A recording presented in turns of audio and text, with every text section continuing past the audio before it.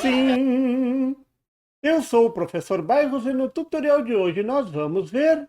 Esqueço 555. Testei o CI 222 e o resultado foi surpreendente. Todo mundo conhece o famoso 555, considerado uma verdadeira máquina do tempo na eletrônica. Mas você sabia que existe uma versão totalmente analógica desse circuito integrado? Sim, estou falando do 222, um conceito proposto pelo engenheiro russo Michael Assustov, diferente do 555 que mistura circuitos analógicos e digitais. O 222 é 100% analógico e tem um diferencial interessante. Ele gera um sinal PWM de frequência fixa. Infelizmente, esse CI não é comercializado, pelo menos ainda. Mas a boa notícia é que ele pode ser montado com componentes comuns, sendo uma excelente base para projetos que exijam ondas quadradas e controle PWM. Então, bora conhecer esse circuito fantástico? Vamos lá?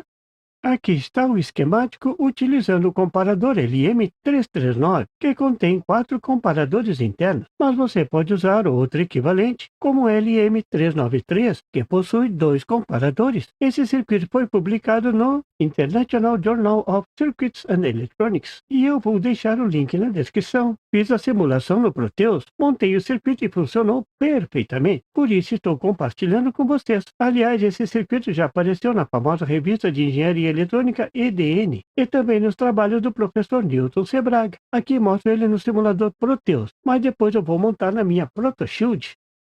Aqui está o que seria o CI 222, se ele existisse como um componente comercial. O formato é bem otimizado e, caso seja fabricado um dia, pode se tornar uma versão compacta do 555 com apenas 6 pinos. O que você acha dessa ideia? Agora vamos ao gerador PWM. Esse circuito, retirado da publicação original, teve uma pequena modificação minha. Troquei a posição do potenciômetro R5 da resistência R4, permitindo variar o PWM de 0% a 100%. Será que foi um erro da publicação original? Ou será que eu acabei melhorando o circuito? Bom, provavelmente vão dizer que foi um erro de impressão. Outro detalhe é a chave CH1. Ela foi incluída para disparar a simulação no Proteus. Na prática, não precisa, mas se você montar, servirá como um botão de reset. Mas como esse circuito funciona?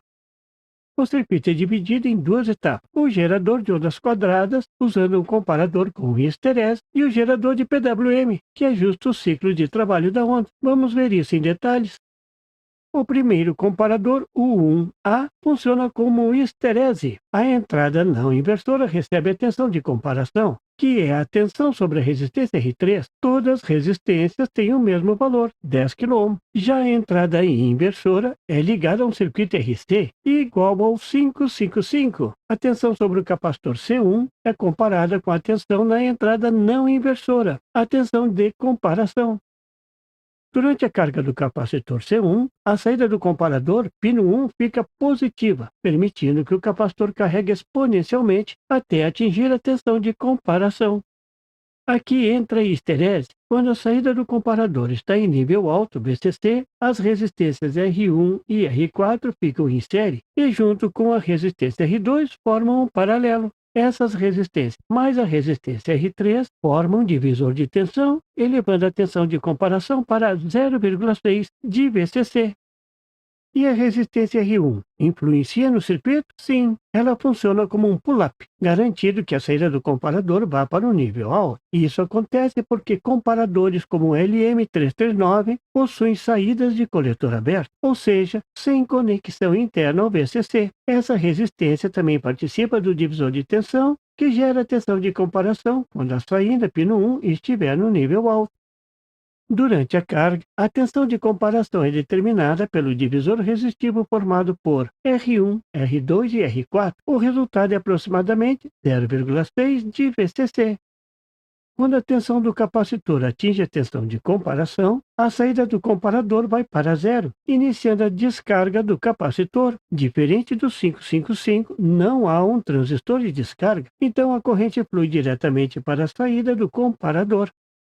Agora a histerese age novamente. Com a saída do comparador em nível baixo, a resistência R4 fica aterrada e entra em paralelo com R3, reduzindo a tensão de comparação para 0,3 de VCC. Nesse ciclo, a resistência R1 não interfere em nada. Quando a tensão no capacitor cai para 0,3 volt de VCC, a saída do comparador volta ao nível alto e o ciclo se repete, gerando uma onda quadrada idêntica ao do 555, mas usando apenas um CI comparador. A frequência pode ser ajustada pelo potenciômetro VR1 de 200 kΩ, entre 1 kHz e 10 kHz. Agora entra em cena o segundo comparador, responsável pelo PWM. A entrada inversora está ligada direto ao capacitor, então recebe a mesma tensão exponencial do primeiro estágio. Já a entrada não inversora recebe uma tensão ajustável pelo potenciômetro VR2 de 10 kΩ, permitindo variar a largura do pulso entre 0,3 de VCC e 0,6 de VCC. Na figura do osciloscópio, podemos ver o PWM variando conforme a tensão de ajuste. Para baixa tensão, ciclo de trabalho curto. Para alta tensão, ciclo de trabalho longo. Com os valores usados, a frequência fica entre 1 kHz e 10 kHz. Veja que a frequência se mantém fixa, o que é essencial para um circuito PWM estável. O circuito funciona perfeitamente.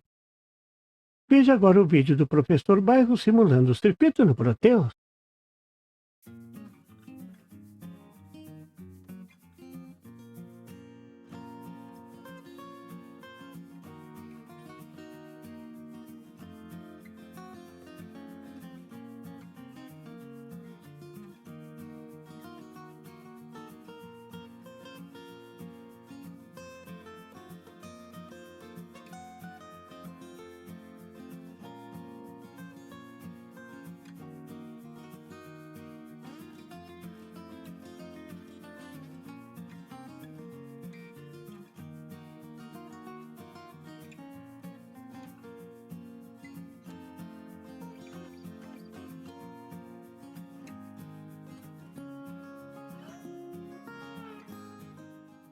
Nesse tutorial, analisamos o circuito proposto pelo Sr. Sustock como uma alternativa ao 555. Mas será que ele tem tantas aplicações quanto ao lendário 555, que já conta com mais de 1000 circuitos documentados? Isso vamos descobrir nos próximos tutoriais, onde vou montar esse circuito na prática e testar novas aplicações. Até lá e bom proveito!